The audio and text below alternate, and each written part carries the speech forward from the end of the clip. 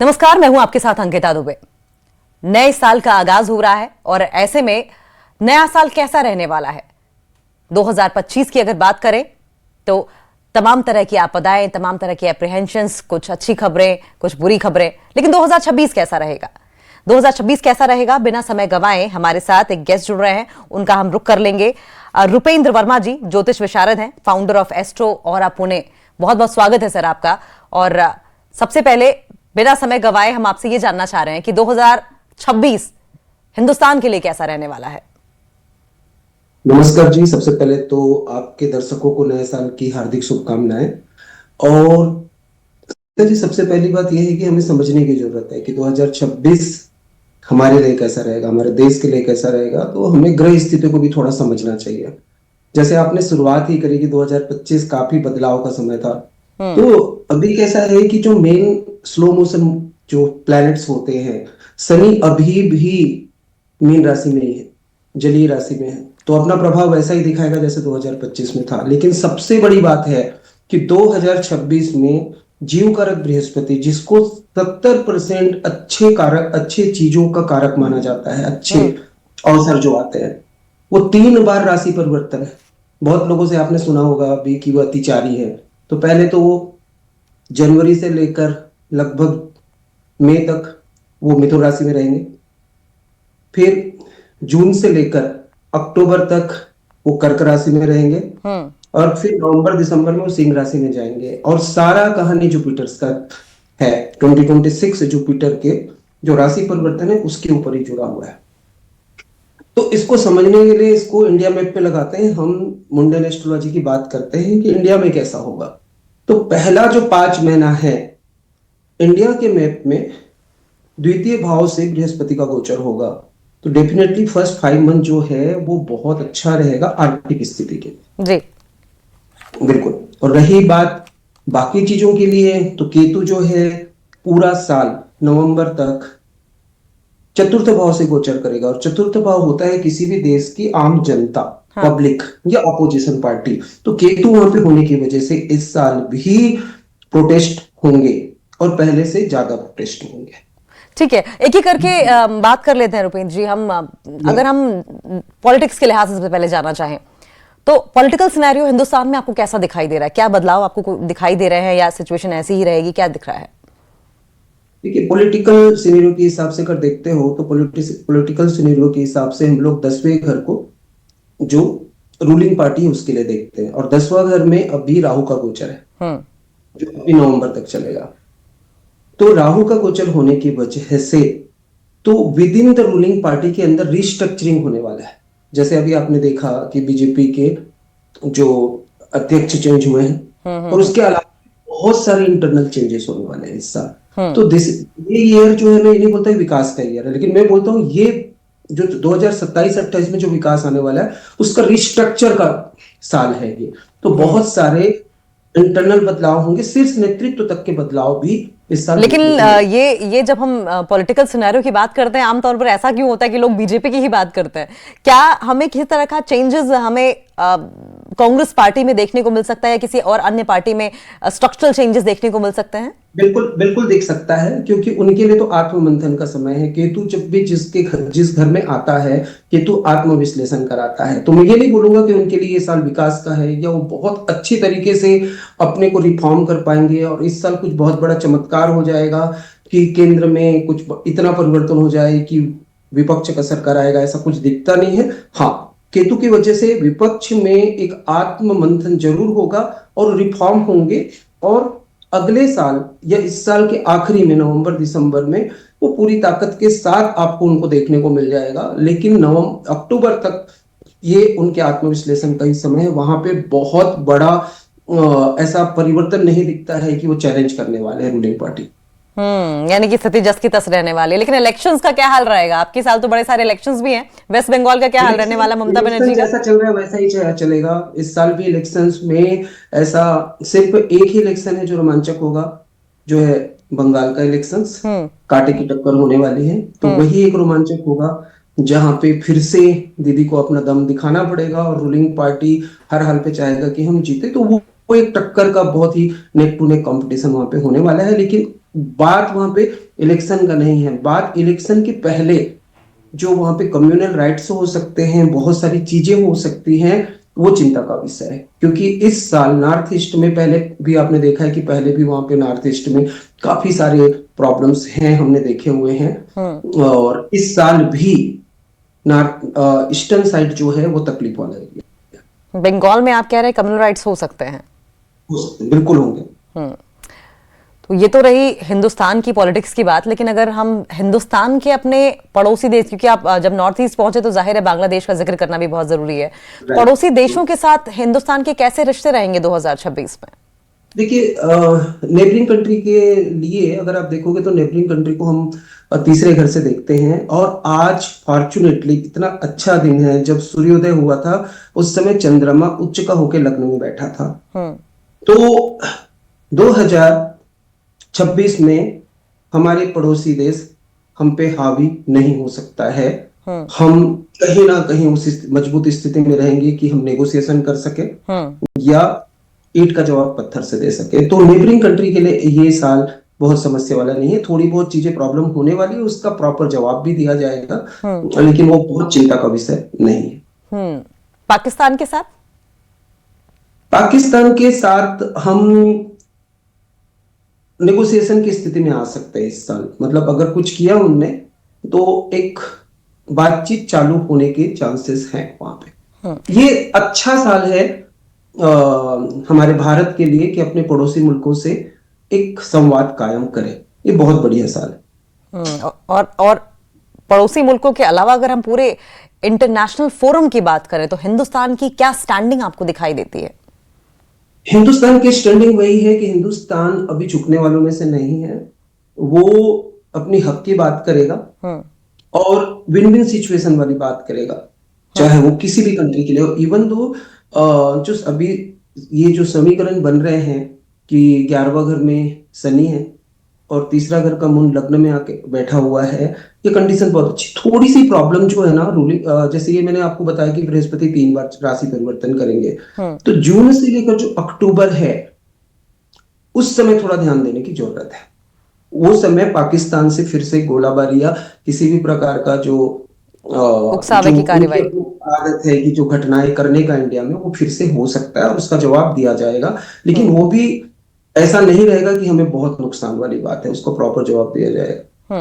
बीते कुछ सालों की अगर बात करें तो रुपेंद्र जी, हमने देखा है कि हमारी फॉरेन पॉलिसी काफी अच्छी रही है और हिंदुस्तान की स्टैंडिंग काफी मजबूत रही है पूरे वर्ल्ड लेवल पर। अगर देखा जाए हमारा पासपोर्ट बहुत मजबूत हुआ है, इंडिया की छवि अलग तरीके से देखी जाने लगी है, इंडियन डायस्पोरा को बहुत ही स्पेशल ट्रीटमेंट, जगह जगह अच्छा ट्रीटमेंट मिलने लगा है। ऐसे में हिंदुस्तान की जो सुपर पावर कंट्रीज हैं, स्पेशली रशिया की अगर हम बात करें, व्लादिमीर पुतिन की बात करें, डोनाल्ड ट्रंप की बात करें, चाइना की बात करें, तो सुपर पावर कंट्रीज में हिंदुस्तान की क्या स्टैंडिंग रहेगी? ये सबसे अच्छा क्वेश्चन है 2026 के लिए। आप बिलीव नहीं करोगे, 2026 ना इंडिया डिप्लोमेट बन के उभरेगा और वो किसी के हित की नहीं बात करने वाला, वो अपने हित की बात करेगा और बहुत ही डिप्लोमेसी के साथ, इवन वो चाइना के साथ भी रिलेशन सुधारने की कोशिश करेगा। तो अमेरिका तो है ही, लेकिन अमेरिका के साथ जो हमारे हालात हुए हैं 2026 में, जो चाहे वो टैरिफ वार हो या बाकी चीजें हो, उन सब चीजों को बैलेंस करने के लिए इंडिया, रसिया, इवन चाइना के साथ भी टेबल में बैठने वाला है और भी बहुत सारे समझौते होने वाले हैं। ये तो आप ये तो नहीं कह रहे कि किंग मेकर की भूमिका में धीरे धीरे करके आ जाएगा? इंडिया की छवि विश्व पटल पे स्ट्रांग होने वाली है। सिर्फ एक ही बात है जो आपने जिक्र नहीं किया, इंडिया को अभी भी बृहस्पति द्वितीय भाव में आया हुआ है, तो मुश्किल है। लेकिन डॉलर की कीमत के बारे में अपनी एक रणनीति बनानी चाहिए, नहीं तो शनि अभी लगभग 1.5 साल जो सोर्स ऑफ इनकम हाउस होता है, लाभ का घर होता है इंडिया का, इकोनॉमी के बारे में हम बात करेंगे, शनि बैठे रहेंगे वहां पे। हाँ। और अभी 1.5 साल और स्ट्रगल करना पड़ सकता है इन सब चीजों को। ठीक है, आप कुछ पूछिए। ठीक है, हम इकोनॉमी के बारे में आगे बात करेंगे, लेकिन जिस तरीके से आपने जिक्र किया कि इंडिया की स्टैंडिंग काफी मजबूत रहने वाली है, उनकी स्ट्रेटेजिक लिहाज से काफी मान मिलेगा। अगर हम इंडिया से हट के अब वर्ल्ड सिनेरियो पर बात करें तो कई जगहों पर वॉर फ्रंट खुले हुए हैं, स्पेशली अगर रशिया यूक्रेन की बात करें तो लगभग 3 साल हो चुके हैं इसको खिंचते खिंचते। क्या लगता है रशिया यूक्रेन वॉर में आपको आगे जाके क्या टर्नआउट देखने को मिलता है, क्या टर्निंग पॉइंट देखने को मिलेगा? रशिया झुका के ही मानेगा, यूक्रेन झुकेगा या नहीं झुकेगा, क्या सिनेरियो दिखाई दे रहा है? देखिए ये चीजें हम ये बहुत छोटी सी बात है कि रसिया यूक्रेन में जो हो रहा है वो तो एक जो ट्रेलर होता है ना हमारे पिक्चर की, जो टीजर ट्रेलर निकलता है वो वाली बात है। वो उससे भी बड़ी सिनेरियो है इस कुंडली के हिसाब से। तो मुझे लगता है कि वो तो चाहते हैं खत्म करना, लेकिन उसको तो जो विश्व की जो बड़ी शक्तियां हैं जो दो भागों में बढ़ जाती है वो चाहते ही नहीं है कि वो खत्म। हम्म। तो ये साल ईगो का साल है। हम्म। आपने सुना होगा कि 2026 सूर्य का साल है, हम्म। तो ईगो का साल। तो आसान नहीं है इस साल खत्म होना। उसको भी खत्म होने के लिए पूरी तरीके से यूक्रेन को स्टेब्लिश होने के लिए 1.5 साल के बाद ही उनको मौका मिलेगा। 3 जून 2027 के बाद ही यूक्रेन वापस एक रिहेबिटेशन या रीस्टेब्लिश के क्षेत्र में आएगा। तब तक से अभी भी उसको आपदा झेलना पड़ेगा ये युद्ध का। और रशिया यूक्रेन सिर्फ नहीं है, इसके अलावा हम देख रहे हैं वहां मिडिल ईस्ट भी बारूद के ढेर पे बैठा हुआ है। इजराइल साथ साथ फ्रंट्स पर लड़ाई लड़ रहा है, साथ साथ मोर्चों पर जूझ रहा है, लेकिन उसके बावजूद मानने को तैयार नहीं है ईरान। ऐसे में आप क्या देख रहे हैं? क्या मिडिल ईस्ट में हाल फिलहाल में शांति आपको दिखाई देगी या फिर ये और ज्यादा आग भड़केगी युद्ध की? 2026 में आग और भड़कने वाली है। जैसे मैंने आपको इशारा ही किया था, ये ट्रीजर्स हैं और ये दोनों ही ट्रीजर और ट्रेलर हैं, आप ऐसा बोल सकते हो। इससे बड़ी और भी युद्ध की स्थिति बनने वाली है इस साल। और इस बार सबसे ज्यादा डरने वाली बात है कि जैसे मैंने बोला कि जो स्थिति है कि शनि जो है जलीय राशि में है और बृहस्पति भी जलीय राशि में आ जाएगा जून से अक्टूबर के बीच में। तो इस बार युद्ध जो है ना, हवा पे नहीं, जमीन पे नहीं, समुद्र पे। ठीक है। नेवी का जो रोल है वो बहुत इंपॉर्टेंट रोल इस साल आने वाला है। नेवी का रोल बहुत इंपॉर्टेंट आप बता रहे हैं, ठीक है। क्या ये जो सिचुएशंस पैदा हो रही है, आपने कहा कि युद्ध की स्थितियां और पनपेंगी, कहीं ऐसा तो नहीं है कि वर्ल्ड वॉर 3 हमें आने वाले समय में देखने को मिले? उसका आगाज हो सकता है, बिल्कुल उसका आगाज हो सकता है। आगाज हो सकता है। और न्यूक्लियर वॉर की बात अगर हम करें, लोग कहते हैं कि न्यूक्लियर बॉम्ब गिरा देंगे। हमने इसके पहले हिरोशिमा नागासाकी में देखा था। क्या न्यूक्लियर पावर का भी इस्तेमाल होगा अब की बार? ऐसी कोई संभावना? बिल्कुल हो सकता है, क्योंकि राहु और केतु, अभी देखिए राहु सिंह राशि में गोचर कर रहा है और सिंह राशि जो होता है वो राजा है। और सिंह राशि जो है किसी भी देश का आत्म स्वाभिमान या उसकी कुर्सी होती है, उस पे केतु बैठा है। तो अभी ये तो पावर शिफ्ट वाला टाइम है। जैसे मैंने बोला कि बहुत सारे बड़े नेताओं, बहुत सारे बड़े देश की कहीं ना कहीं ईगो टूटने वाला है और वो ईगो टूटने के लिए इस टाइप के युद्ध होने वाले हैं, संभव है। और केतु जो है वो उस टाइप की न्यूक्लियर पावर को रिप्रेजेंट भी करता है। हाँ, यानी कि वर्ल्ड ऑर्डर बदलता हुआ दिखाई देगा आपकी बार हमें। लेकिन रुपेंद्र जी, एक सवाल ये भी है कि ऐसे में जब वर्ल्ड वॉर का आगाज होगा, तो जब भी हमने वर्ल्ड वॉर की सिचुएशन या कोल्ड वॉर की सिचुएशन देखी है, इंडिया हमेशा से न्यूट्रल रहा है। अब की बार अगर ऐसा होता है तो इंडिया की स्टैंडिंग आपको क्या दिखाई देती है?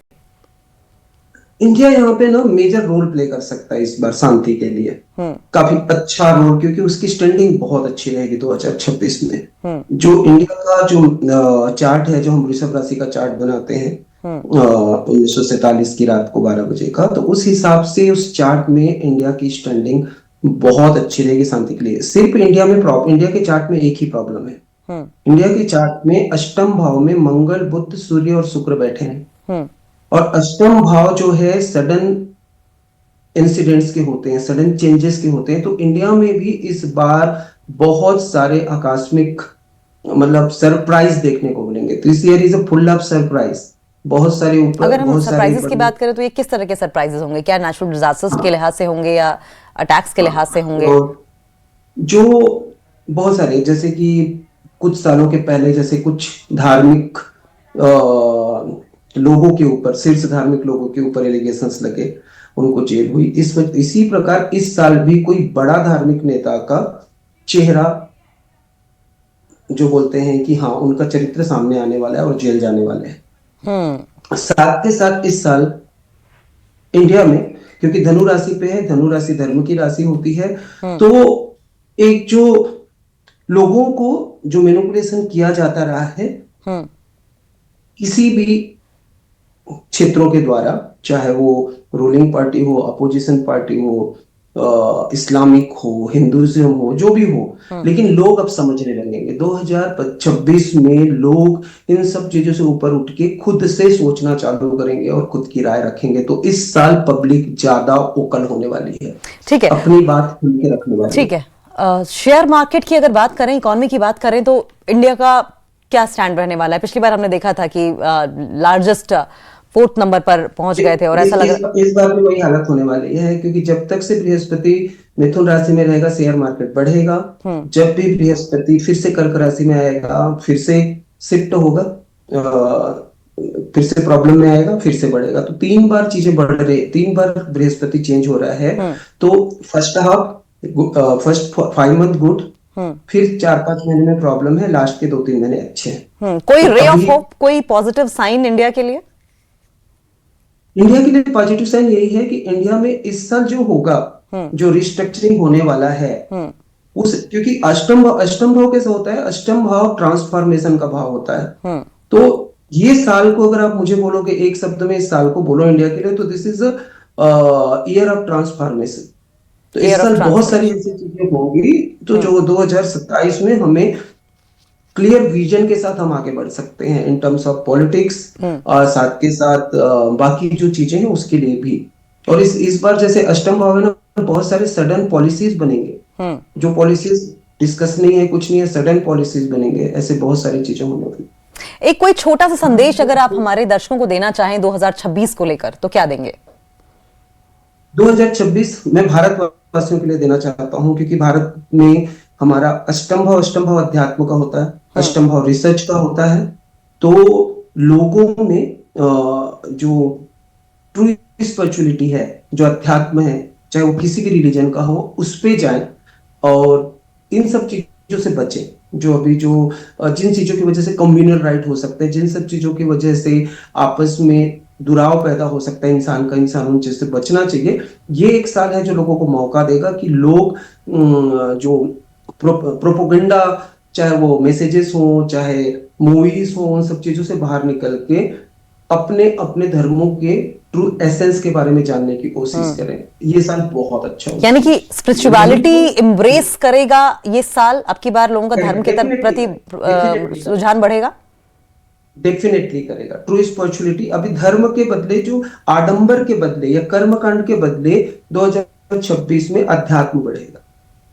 ये बहुत इंपॉर्टेंट आपने कहा कि आडंबर के बदले आध्यात्म बढ़ेगा। बहुत बहुत शुक्रिया रुपेंद्र जी आपका हमारे साथ जुड़ने के लिए न्यूज़ 18 पर। और आपकी प्रेडिक्शंस काफी इंपॉर्टेंट थी, जिसमें आपने साइंस और साइंस के साथ साथ एस्ट्रोलॉजी, दोनों चीजें मिलाकर हमें एक मार्गदर्शन दिया। बहुत बहुत शुक्रिया आपका। और इसी के साथ नमस्कार, इतना ही।